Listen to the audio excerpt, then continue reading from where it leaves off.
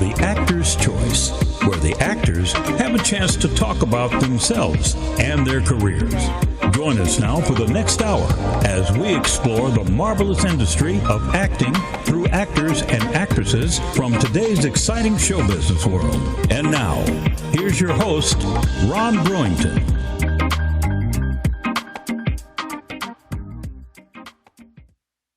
Hi, everybody, and welcome to The Actor's Choice. I'm your host, Ron Brewington. I started to say Ernest Dillihay because he's our guest today. We got two great guests today.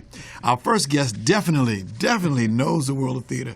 He's been the performing arts director for the city of Los Angeles. He's been a supervising theater, dance, music, literary, media, festival, folk, and traditional arts programs. He's also been responsible for five municipality-owned theater houses here in Los Angeles, including the Warner Grand Theater, the Los Angeles Theater Center, and the Vision Theater. His bio just goes on and on and on of all the accomplishments he's done. He also supervised the renovation, new construction, and maintenance of 33 arts centers, museums, galleries, and theaters right here in this town. He definitely left his mark on the city of Los Angeles. Ladies and gentlemen, please welcome Ernest Dillihay. How you doing, Ernest? Thank you. Thank you for coming by today. Is anybody listening? I don't think that's over there having some fun. He's just doing it. We got things to say to him. We'll catch up with him, too. We'll catch up in just a few moments. How did you first get involved with the world of theater? Wow. Well, sometimes I could use that old Bill Cosby thing as I started as a child. Mm-hmm. But, just quickly, and I say that because in my, we didn't really have theater, in the school system that I went when I was a child. But we always had these auditorium periods.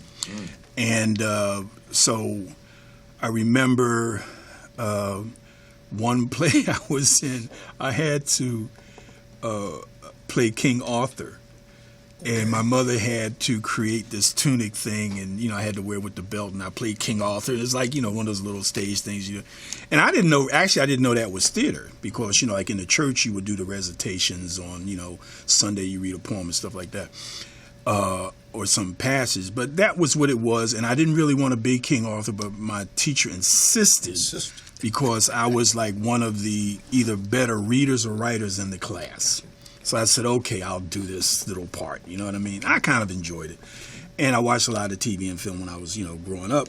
And then I remember I was a member of the Safety Patrol, which basically, helped the students cross the street and all that kind of stuff like that. Gotcha. So we had an auditorium period. And so I decided to adapt. I didn't know this is what I was doing at the time. I'm saying this, kind of like looking back. So I took the 10 safety rules on the back of a comic book. They had 10 safety tips. Mm-hmm. So I wrote in by hand a little kind of like skit, which I'd call it a skit. I can say that now, but I didn't know that then. And I wrote this little piece and gave it to my, teacher, instructor, supervisor. And I said, this is my contribution for our auditorium period. Now, they never did what would be called maybe a play today. And then I just left it on, but I was always involved in music. So anyway, after I got out of the service and then I went to, the school, I discovered a program called the Ethnic Arts Program at UCLA. And I was reflecting on my background again. I said, I want to get in there because I always kind of wanted to be in fine arts. And it was a back door to get into the fine arts program. And then they had, you could, take classes in 6 of the colleges in arts, dance, music, theater, anthropology, folklore, mythology, thing like that. And I said, I want theater because now I can concentrate in playwriting. Gotcha. So that's basically the shortest story I can give you about how I got there, my journey in terms of getting involved in theater. We thank you for your service. What branch of service were you in, sir? I was in the Marine Corps for 3 years. Ooh. Yeah, and in fact, I had to find my way back to the arts so I can, what they call it, deprogram myself. So the arts were the best way to go. You had your training. You got educated. You have a master's degree in theater management from USC. UCLA. I'm sorry, excuse me. Yeah, but I did go to that other school too for communications. That other school? That other school, yeah, the Trojans. So I'm like, I can go rah-rah for the Trojans. I'm not saying that. He's saying that. Well, I like the, what do you call it, halfback university. Yes. But they had the b-ballers, man. So what can I tell you? Yes. LA, like any other city in America, we want and need cultural production. So I say, go to the theater. What do you say? Everybody should, really, if they have a chance, because sometimes theater can be daunting because with the theater, I don't know about that. But no, it's I think it's next to, and I'll say this, church, right? Mm-hmm. If you want an otherworldly, out-of-body experience to see something live, right, and that can provoke your imagination, in another environment, everybody should at least go to theater just for that experience. I mean, just for that experience. I've seen some things that virtually would just have knocked my socks off. Like, I don't think, and as a child, again, I think the only theatrical experience I had is when we went to a field trip to go to New York and to Radio City Music Hall. Oh, yeah. Okay, that was and then I was like that kind of thing. Now, it was always entertainment in my town, but the theater experience, and that, that was in a theater, but not necessarily a theatrical play. Right. But when you get to have that, experience of like a Amen Corner, for example, or No Place to Be Somebody, or an August Wilson piece or something like that. I mean, or Ragtime, which was like an amazing piece of Broadway theater, man. I mean, it just gives me goosebumps.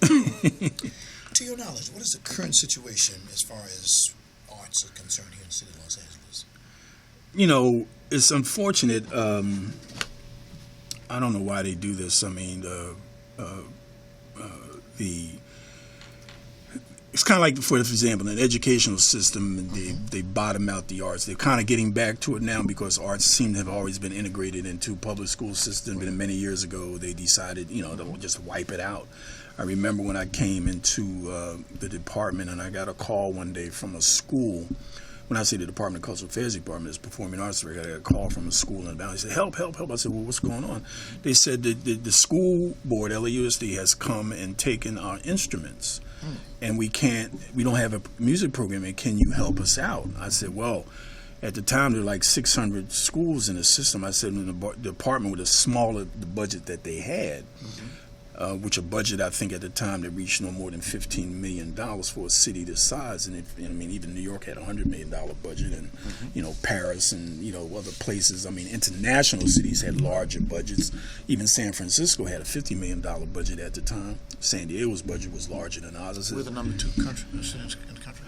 LA is number 2.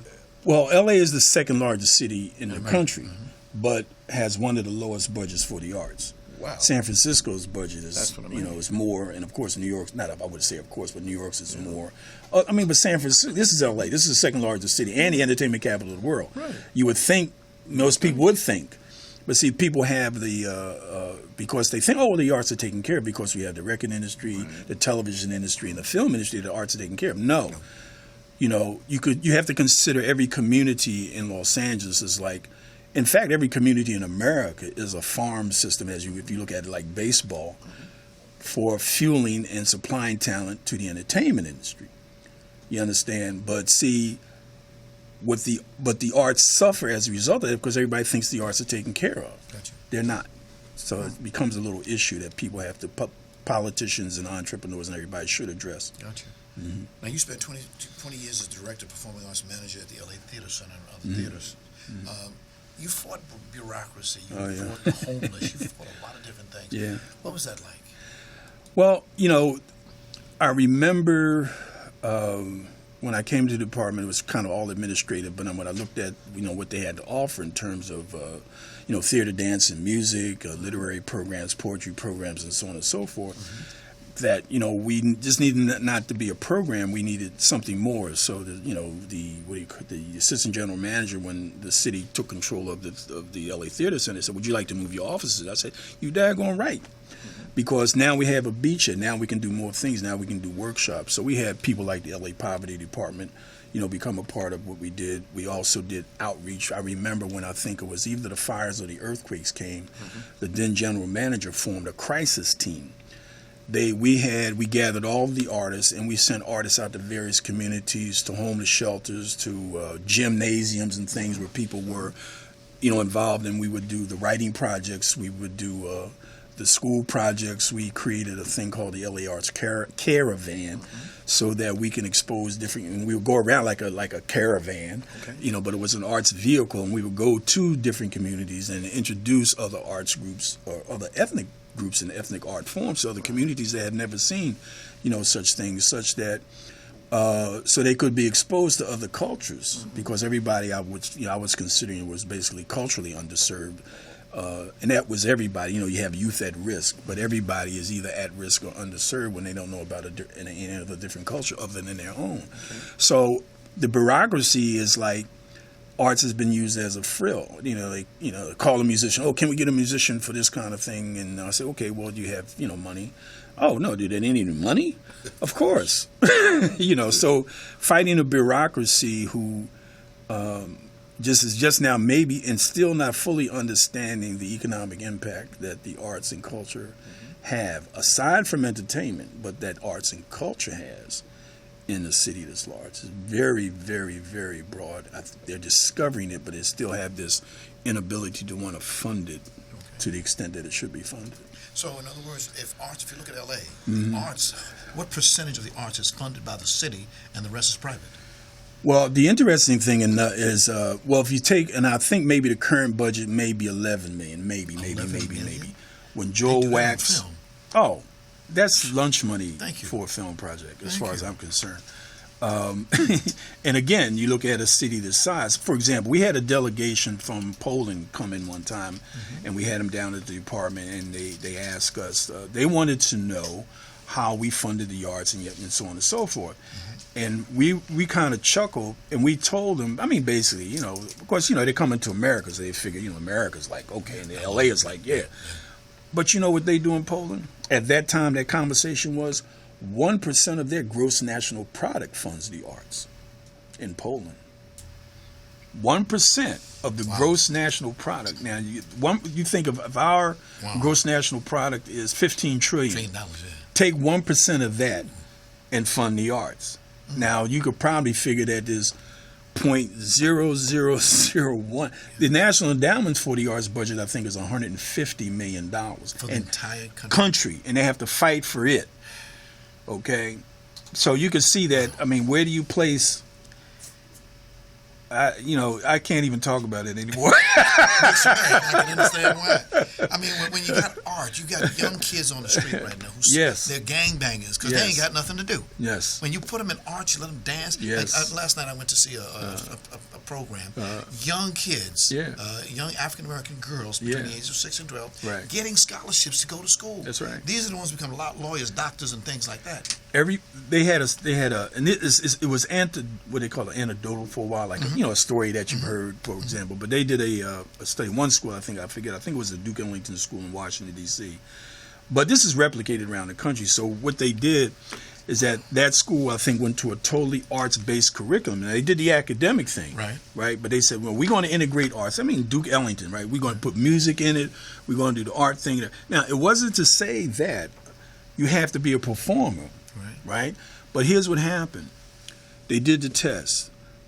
Anybody that was involved in that particular school, like you say, like it's like an arts magnet school, it would be similar to LA. In all the academic categories, their scores went up. So like in math and science and all the technical things, their things went up. If you look at music, if you're in geometry, if you're in anything related to math, you're going to improve in the next area. If you're into writing, your critical thinking skills go up. Art has an impact because even the ancients, and telling the Greek philosophers and all that stuff, where they say this Western civilization comes from, were very much ensconced in the arts. Pythagoras, and then you look at Da Vinci, Leonardo da Vinci, and all those other guys. Not the Reformation, what do you call it? The Age of Enlightenment and the Renaissance. All of that was arts based, but by the same token, all the sciences went up at the same time. If you had a blank check, what would you do with it? Oh my God, man! I would make sure that from K to 12, that would be a constant part. I mean, it would be fully funded, be fully integrated, because people have a habit in the educational system, even at the universities, to separate. Right. Well, even if you look at ancient Egypt, none of those items were segregated from the other, because art was the essence of all the life forms. Right. Okay, so when you move that out, for example, you could probably do a study, and you could probably correlate the rise in crime and, you know, what we used to call juvenile delinquency or gangs or whatever. Yes. When the arts were taken out of the schools, all that went up. But you don't have any humanism. You can't relate to anything that relates to a life form. Yes. You know, most of the people, when I worked in prison doing arts programs in prison, there was the fact that most of them didn't have a high school education. Now, when you don't have a high school education and the arts are not integrated in that, what you suffer is the ability to relate to people, because you don't have language skills, for example. So what you do is you do everything based on your instinctual. You react based on instinct. But see, when we were working with inmates, if you have the difference between choosing from that color, from this color, it affects your critical thinking skills, because now you have to make choices, right, based on the nuances that you see. If you're playing guitar, for example, and you could understand how to go from, you know, from this chord to that chord and these progressions and things, that has a direct impact. Yes, it does. on your social skills and everything else. So, I mean, it's, why take it out? I think it's some diabolical, I don't want to go there, plan to disrupt, you know, civil society. Current equity 99-seat situation. Oh, yeah. That's a big, and it has been a big Megillah in the city for a long time. It's going to impact producers and writers in the what we call the 99-seat theater. Yes. Because LA is different than any other city in the country in relationship to the growth of theater and why there's so many theaters, different than New York. I mean, even when I was on the board of the LA Stage Alliance, and there was a study done. And again, it was all storytelling, but, you know, did a study. I mean, 1 year at that time, there were 1,200 new plays produced in Los Angeles. Original. Consistently. More than New York. Everybody thinks LA is a dead theater town, but it's not. And there's a reason why it's done. You know, and I'll just say it. I mean, basically, the history of it is that because it was Hollywood and actors needed to be seen and writers needed to be seen and so on and so forth, they had to create showcase vehicles. So that was kind of like the beginning. I mean, you even take an artist needed freedom, or you even take United Artists. United Artists as a film company was formed because they didn't like the studio system. That was Charlie Chaplin and the Fairbanks and somebody else formed United Artists because they wanted to have the artistic freedom. So the theater, the small theater movement, and actors and playwrights, even if you wanted to be a writer, you're trying to get in, you had to have somebody see your work. So this is like, okay, well, show me what you got, kind of thing. So it became a showcase. Then they had showcase codes. Then it got into the equity waiver. Then they went to intimate theater, and now there's something else. I mean, the Actors Equity's job is to protect their actor. Because, you know, you do have producers that will do kind of a runaway thing in the middle of the night and leave. I mean, quiet as it's kept, but it's not quiet now, right? And, you know, so the actors are, you know, left with nothing, or the thing leaves and you don't get first rights, and then the show goes to Broadway and you're left out in the dark. I mean, actors have to be protected, but they really have to come to a balanced situation in terms of the three entities. You have the theater owner itself, operator. You have the theater company. You have the writer, playwright, whose work definitely needs to be seen. Yes. You know, or you're going to have to construct some entirely different model. You know, but again, it's actors' equity. Now, what it is that there's undiscovered talent that are not card-carrying members, but usually equity members help to elevate, you know, the younger generation of folks. So, you know, it's like having what do you call it, like a free agent come in, and, you know, but you have some professionals, you have some rookies, so, you know, what are you going to do to help, you know, elevate the team? You've worked with a number of people. One group you work with is the Inner City Cultural Center. Oh, yeah. And a gentleman by the name of C. Bernard Jackson. Right. We have a video of that looks at takes a look, a short video that talks about the people who worked at ICCC. Okay. A circle is formed by the joining of hands. It links us together across time-shifting sands. The circle reminds us that all things are one, that what may seem over has only begun. Each point of the circle is equal in length. Each part of the circle is equal in strength. If all things are equal, as the circle will show, then there is no high, there is no low. There is no weak, there is no strong. There is no short, there is no long. And no one need travel the circle alone. All things are united, as the circle has shown. They say every season has its own time, and every reason has its own rhyme. And there'd be no joy if there were no sorrow. Remember, today will soon be tomorrow. And even tomorrow soon will be gone. The circle keeps turning, keeps moving on. It has no beginning, it has no end. The circle will bring us together again.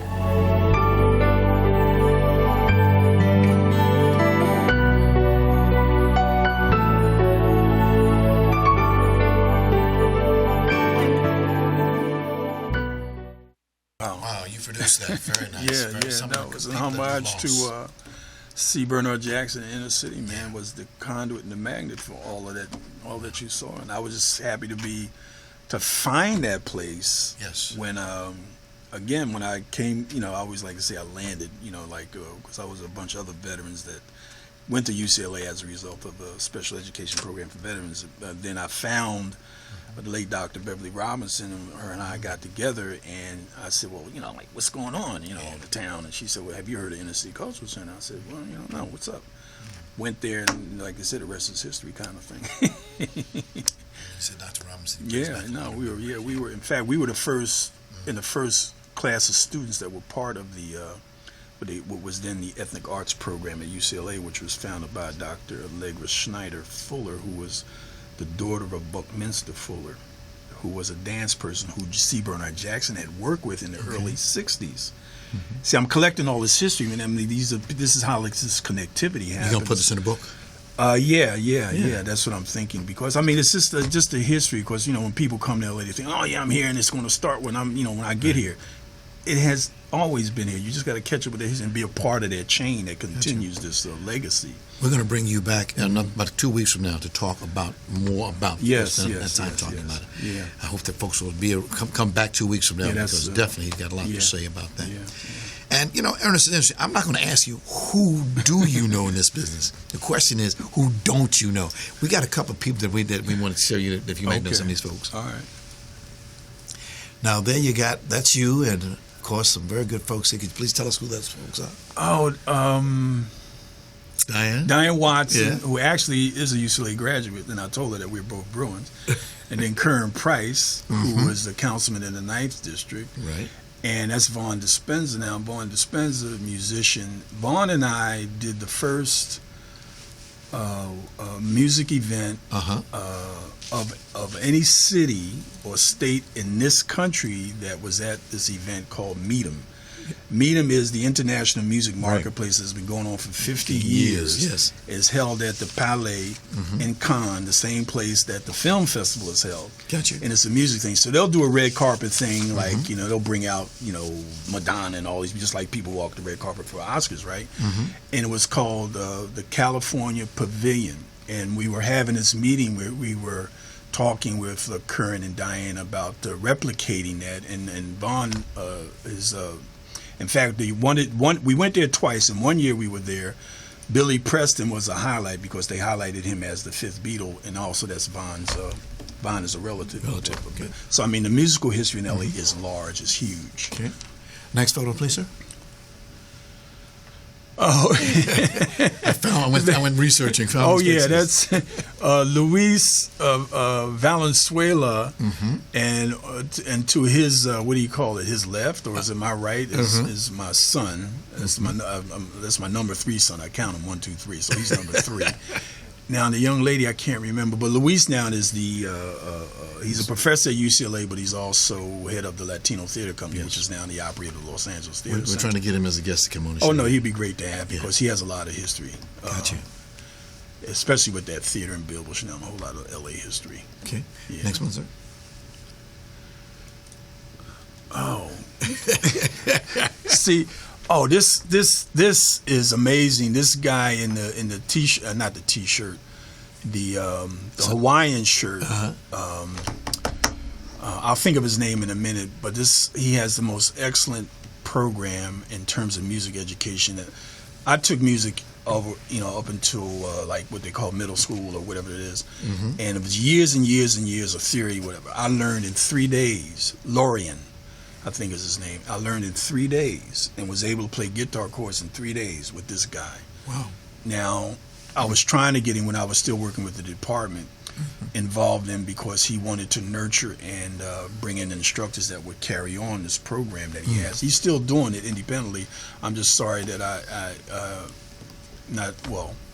that I'm no longer with the department. I'm still in touch with people that he works with, and I'm still learning, based on his system. I mean, you'd almost teach yourself after you work with this guy. Gotcha. Next photo, please, sir. And those are just members of the class. Members of the class, okay. Yeah. Now, they are the two strong heads right here in this town. Ernest Dillihay, and who's that guy to the right? That's James Burks. That's James Burks. We were at a thing the other day, and with another alumni of inner city, and so I think it was Eric Thomas. He said, "You guys seem to be, running together a lot." I said, "Who went to inner city first?" And James said, "Well, I think I did." And I said, "No. I said, I got bragging rights on that one. Yes, I think I'm started in 1972. James came in 74. But the interesting thing enough, that's where we met. And the interesting thing enough is that we also had both at one time applied to be the art center director at the William Grant Still, right? So we both had the interviews. We were like 1 and 2 in the poll, so to speak. And he got the job, and I went to prison. I went to work in prison. Oh, okay. I like to say that because I said, okay, and then I spent 6 years in prison working. And then, but see, what was interesting is that the time I was there, and then he became acting director, performing arts director, after the other director, Michael Alexander, who was also an inner city alumni, left the department to do what he's doing at Grand Performances. So I interviewed for that job. And then I became the performing arts director, and I stayed there for 20 years. So and now we're working together on the Vision Theater. I have the Friends of the Vision, not that I have. But, Can you go to the next one? Okay. Well, yeah, the Vision Theater, which was one of the last projects that I worked on with the department. When I left, we had raised about $14.5 million. So all of the work that you see there now is a result of the $14.5 million that not only I didn't raise it by myself, but I'm working with other people in the city department and so forth, and that's what was left, and we're still working. The city is, but we formed a friends group to help raise the additional monies and invited James. Now James is, it's like it's a handoff. Yeah. So I've left, and now James has taken that over, and so now we formed the board. Now James is going to become a part of our board, and we're going to continue this progress to raise. It was a $22 million project after we got through it. We hired the architects early on, and that was a project I've been involved with when the city bought the building since in 1999, and I've worked on it for up until 2011, and I'm still working on it because as it was designed and as we had the input, it'll be the most technically equipped if they stay on course, and we can help to raise the additional money, because that's the point, is to raise the outside money so that it remains the vision of the Vision Theater, remains that the most technically equipped theater in the city next to a college university that's in South Los Angeles. Gotcha. Okay. Very, very, very, very important, and as an anchor for economic development and job creation in this town. When you have arts, culture, and entertainment, yes, that's a plus. That is a plus. You got the right guys doing it. Oh yeah, yeah. We sure hope so. Yes. Next one, sir.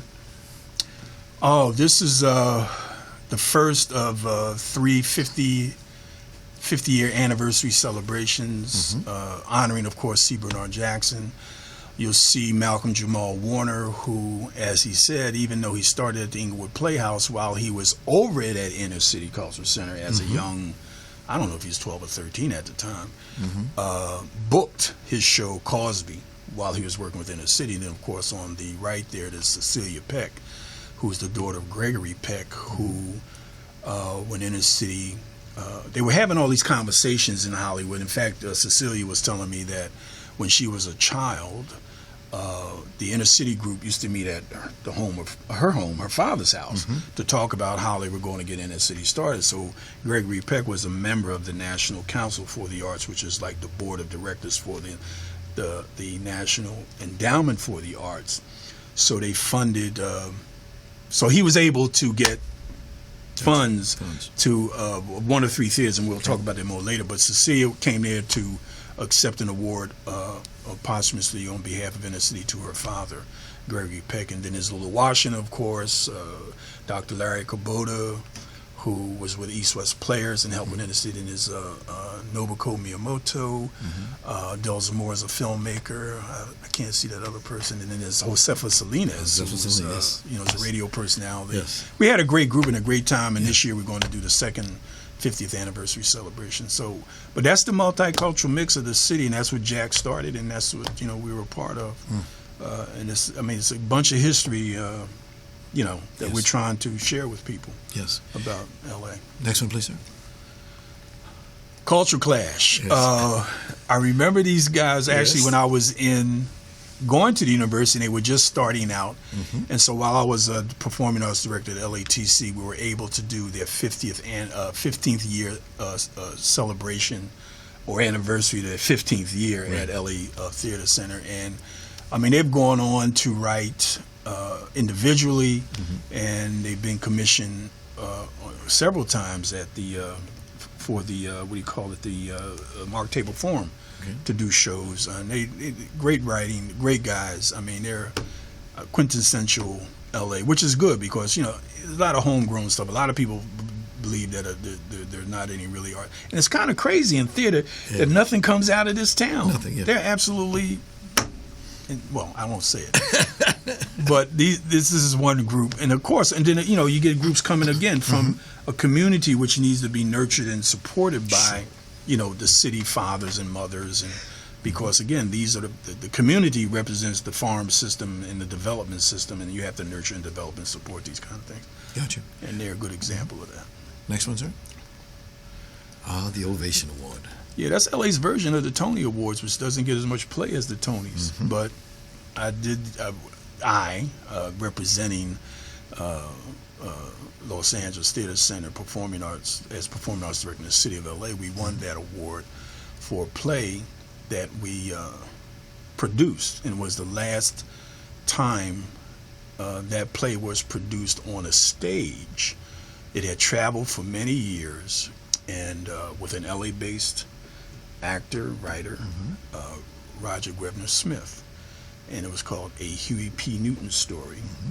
And we were able to do the last stage production here, and then we were also able to host the West Coast premiere of A Huey P. Newton Story that was filmed and directed by Spike Lee at the LA Theater Center.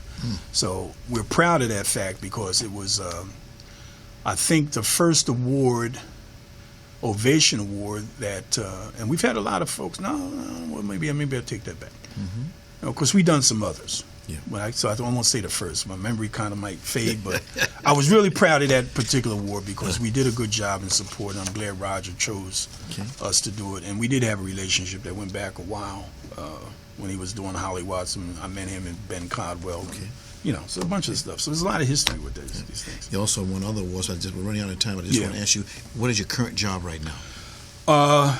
After 40 plus years of experience and whatnot, and really not wanting to be, because I think there's a lot of work that is left undone. I formed a company called Arts, Culture, Entertainment, and to provide whatever services that I can provide to arts groups, individuals.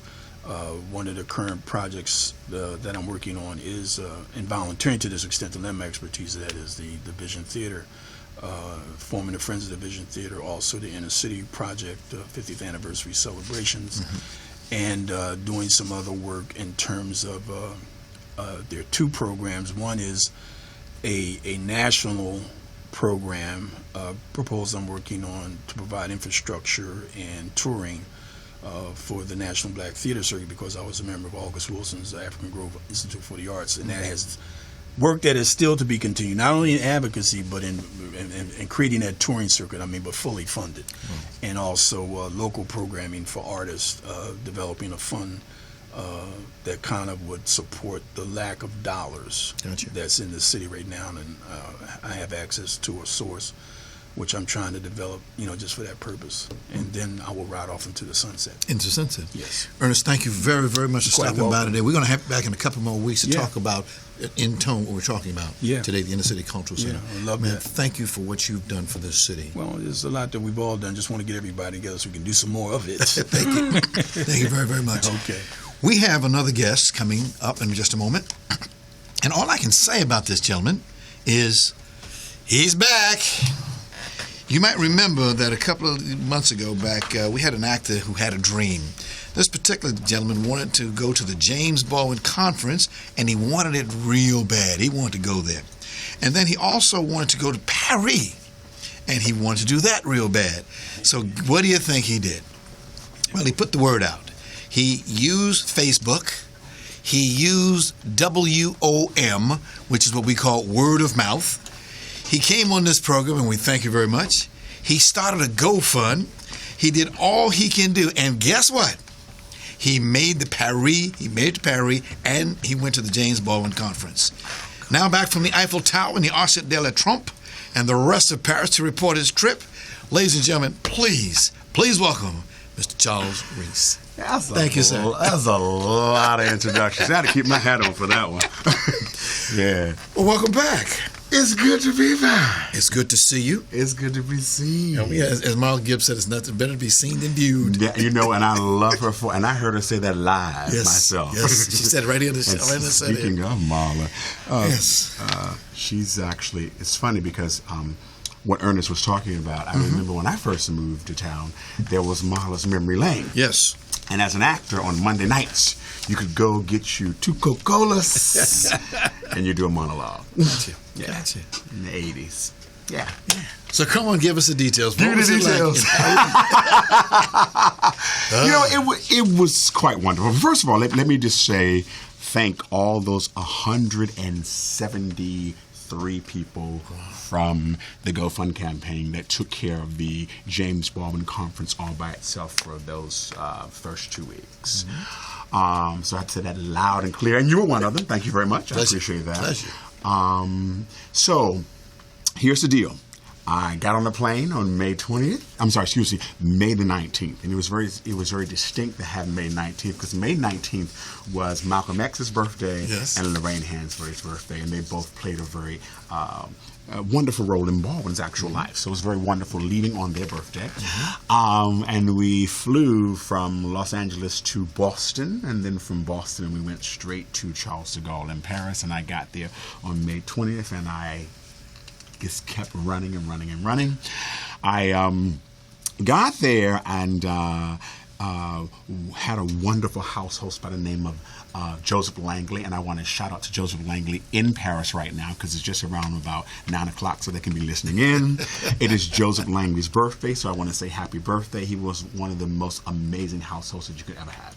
He was an American in Paris, an expatriate, and that's where I resided for most of my time when I was based in Paris. So I got there, started running, did a soiree salon.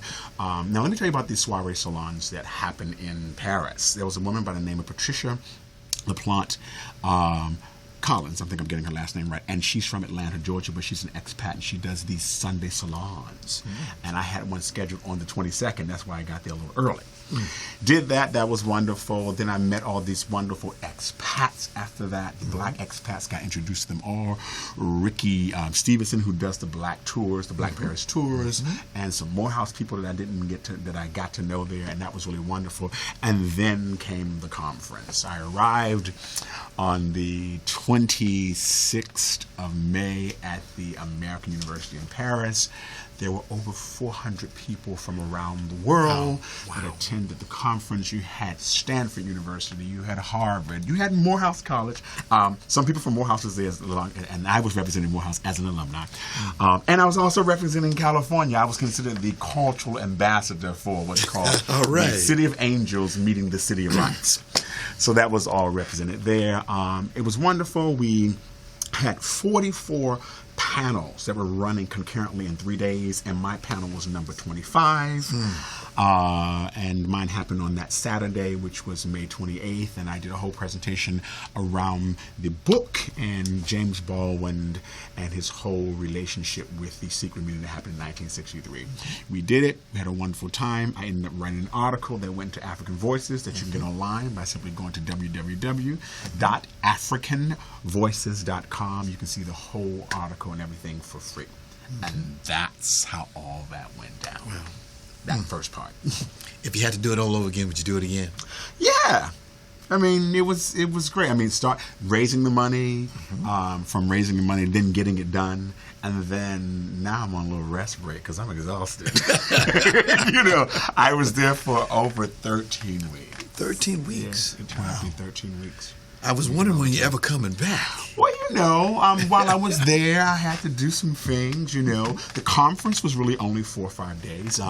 I promised the people on my GoFund campaign that I would tell them all about the conference. I did that. I also attended the very first Paris Fringe Festival, which happened during the same time I was there. I actually ended up getting up on the stage speaking.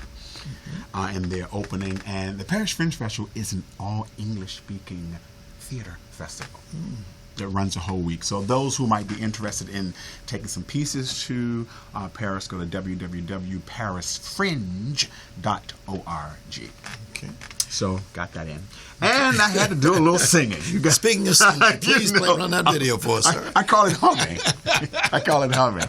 There's a video of him actually singing. Oh, my goodness. I believe her name is Miss Joan Miner. Yes. She's an international jazz artist who actually was from the Bay Area, believe it or not.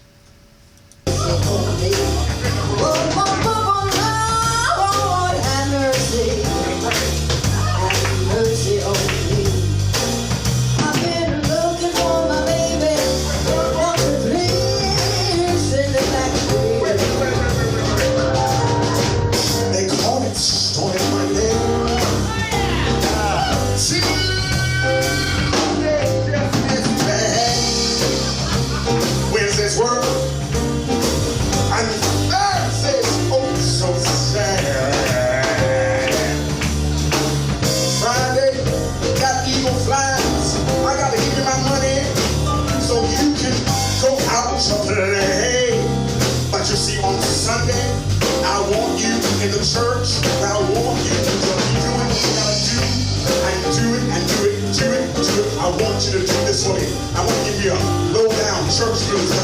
Sunday I go to church, and I kneel on my knees, and I pray.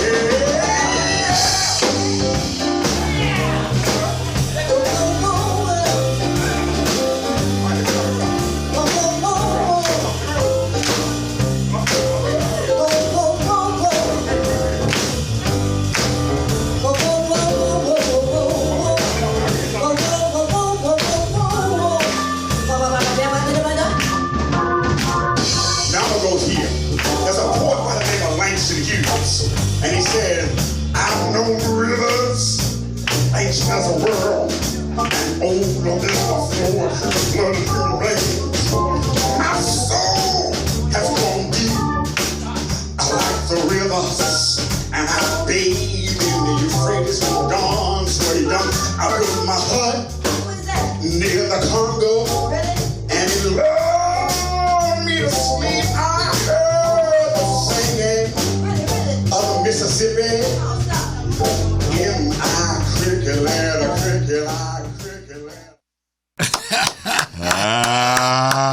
Man, you spell that word right. Wonderful. Miner.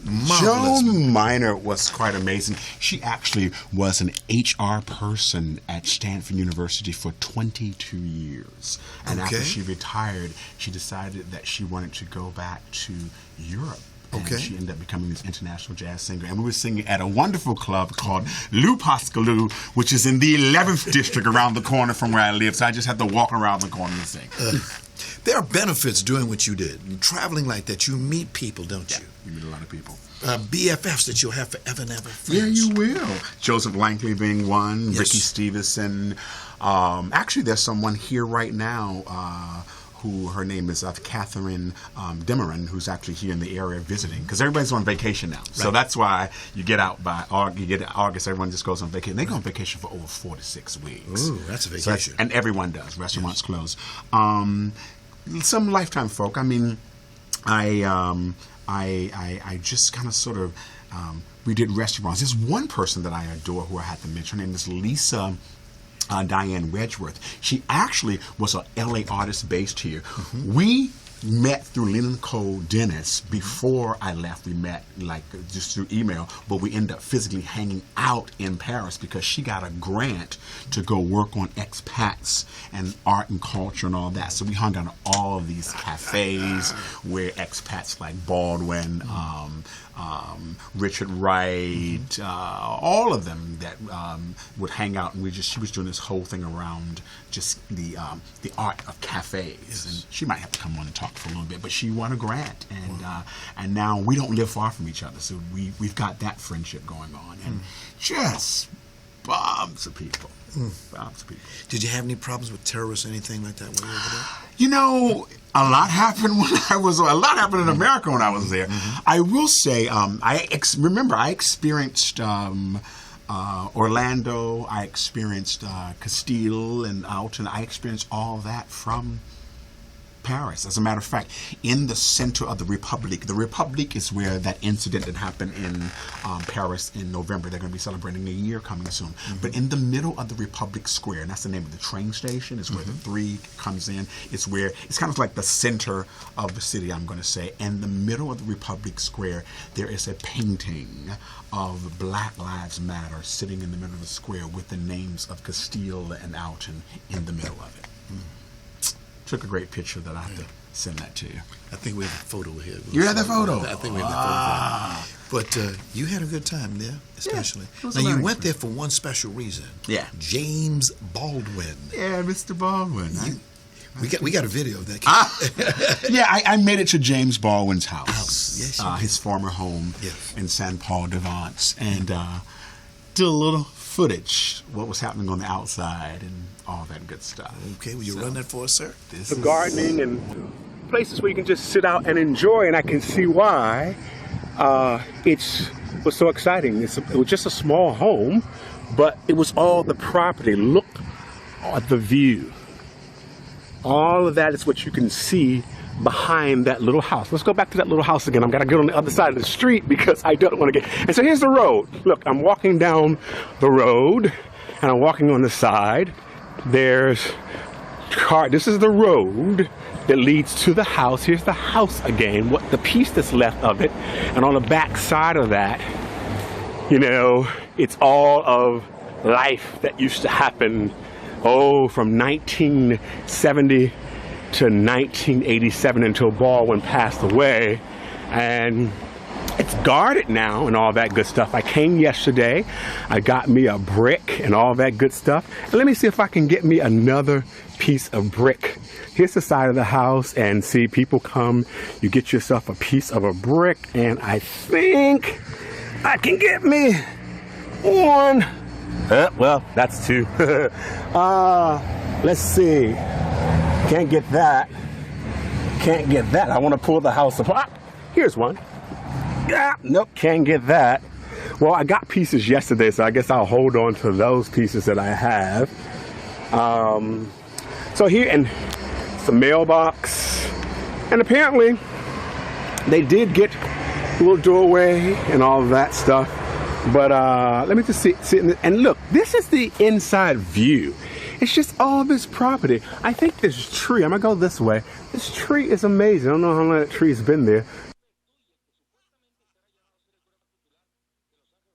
That is marvelous. That is Goodness, marvelous. that's what it looks like.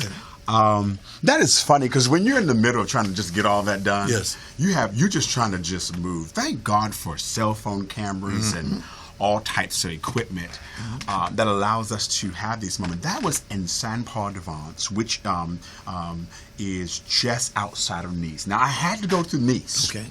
To get to Saint Paul. It's the only way you can get to Saint Paul. And I actually got to Nice. I was there just 3 days after the whole incident. And actually, my house host there was actually in the incident. And the way she described it to me, she said it was a very quiet moment. They didn't know what was going on. She was turned around, and all of a sudden, people were running towards her. And all she could do was start running. But she was safe. And she was a wonderful house host. Kimberly, thank you so much for your kindness. But that allowed me to get to Saint Paul. So you get to Nice. So what I did was here's the travel journey.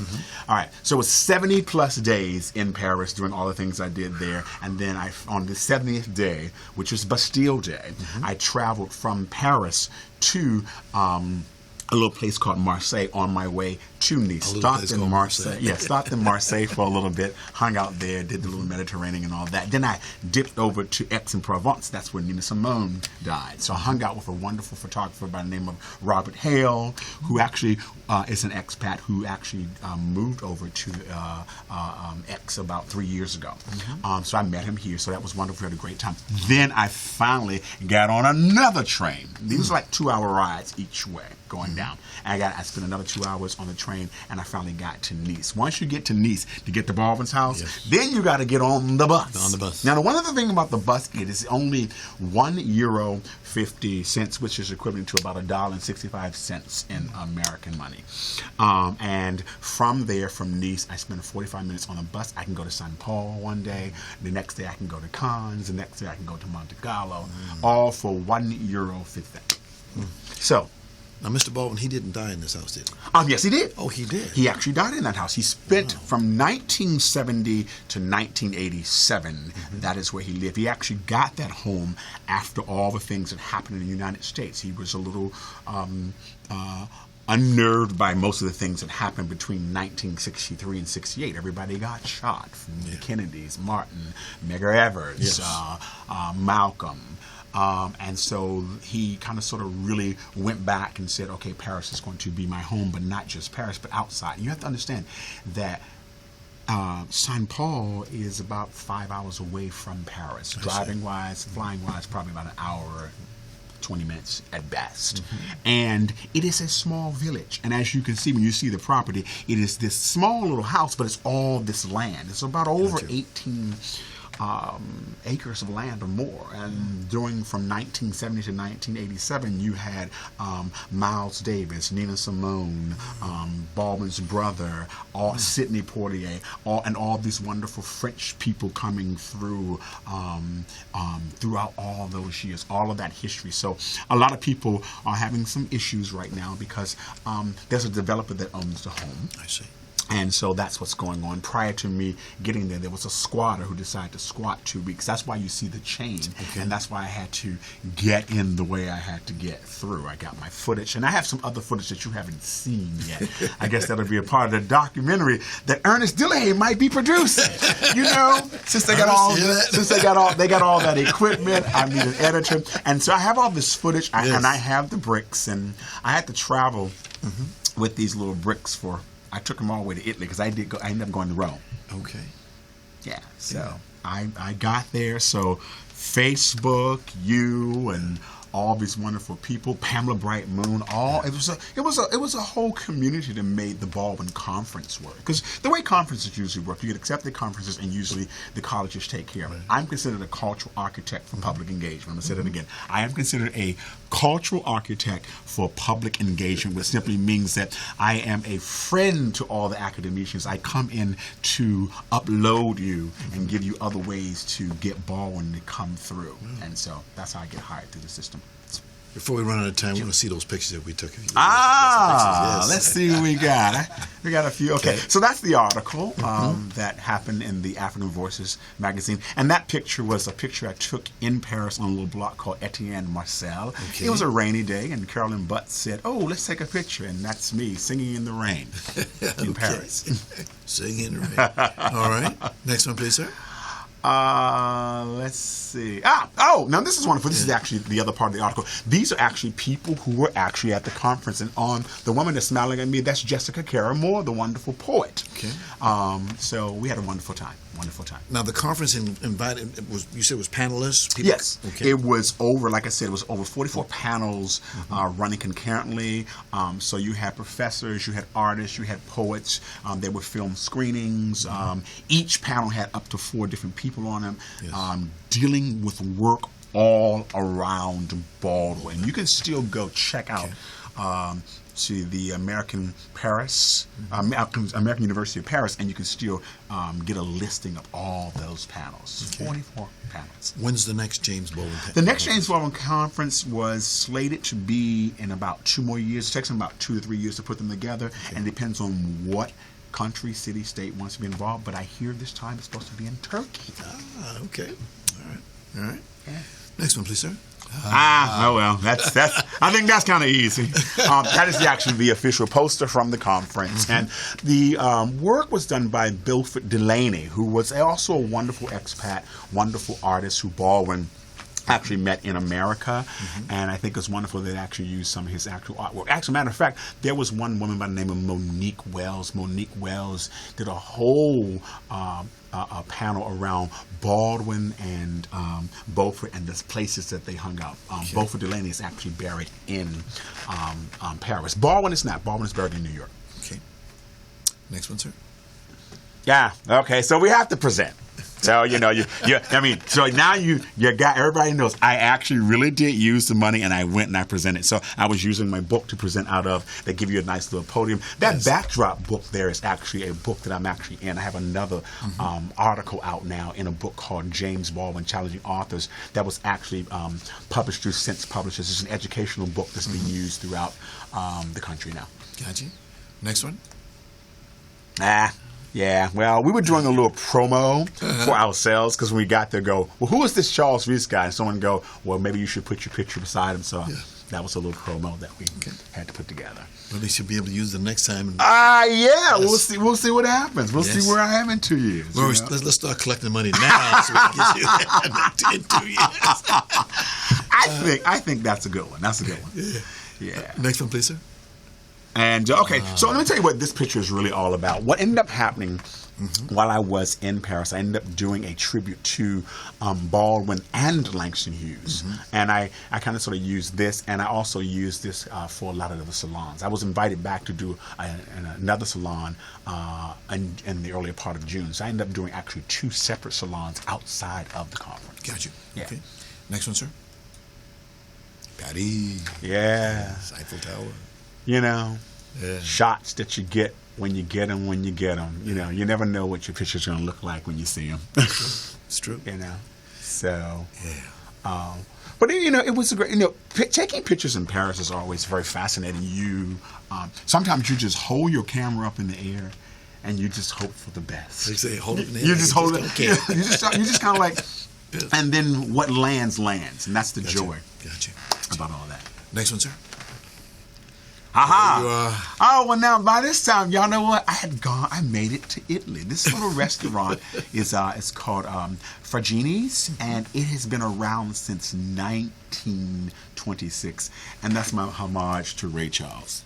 Right. All right. Sunglasses, okay. All right. Okay. I drank a lot of cappuccino, a lot of espresso, and I was always just there. So, Next one, please, sir. All right, there it is. There it is. There it is. So now we're right back in Paris. This is in the center of the Republic. And I was walking around. I go there quite often. I only live about a couple blocks away from it. And this is what is painted in the middle of the Republic now. That is in honor of, as you can see, Black Lives Matters, and it's for an honor of Philando Castile and Alton Sterling. And it just caught my attention. And usually a lot of times when you're taking pictures, if someone says, who's your photographer? I said, I have photographers all around the world. Yes. And I kindly said, would you be gracious enough to get it? Because I didn't want to leave and not have that picture. Gotcha. Next one, please. So this is going back to. Oh, you know what's so funny? This I guess a lot of people know that Doris Roberts passed away. Yes.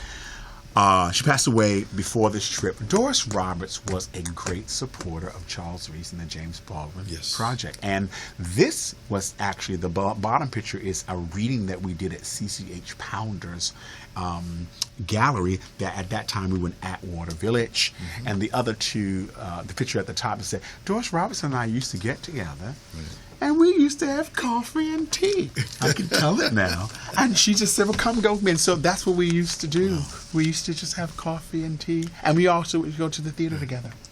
Charles, you're an interesting young man. And I'll be glad that you came back today and take a look at us, man. Thank you so much.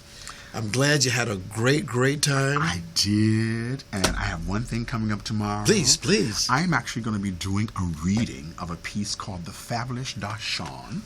Okay. At the West Hollywood Chamber City Hall tomorrow at 7:30. It is actually totally free. 625 North San Vicente, right across from the telephone number to get in touch. Actually, you can just simply come. There's no telephone number. It's a part of the Celebration Theater. It is a reading. The Fabulous Dachshund is a off-Broadway play that was done, and this is the first time it's being read here on the West Coast. They're trying to consider doing it. See, Ernest, things come back and forth, but it's the Celebration Theater, which is run by Michael A. Shepherd, and the playwright is Bob Stewart, and I'm so happy for him that he's all the way from New York reading here in Los Angeles. Tomorrow, free, 7:30 p.m. Just go to the, I'm going to make it easy for you. Just go to the West Hollywood Library. The chamber's right next door. You can't miss it. You can't miss it. He's back, ladies and gentlemen. Charles is back.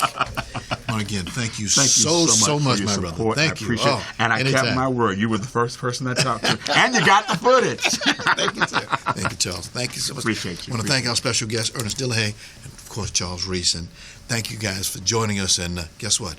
We'll see you next time.